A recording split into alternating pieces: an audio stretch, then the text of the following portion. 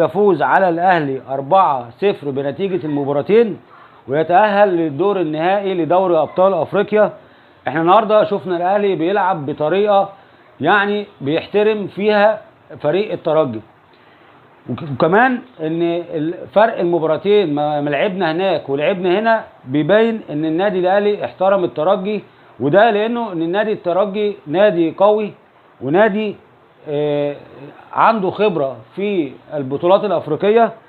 وده كمان بيرد على الناس اللي بتتكلم على ان نادي الترجي ضعيف. ليه ما نقولش ان النادي الاهلي هو اللي قوي، وان اي فريق بيلاعب الاهلي بيبان انه ضعيف قدام النادي الاهلي. ليه؟ عشان النادي الاهلي هو اللي اقوى، النادي الاهلي هو بطل افريقيا، النادي الاهلي هو نادي القرن وزاعمها، النادي الاهلي اللي بيثبت كل مره للمنافسين سواء محليا وافريقيا ان هو زعيم افريقيا.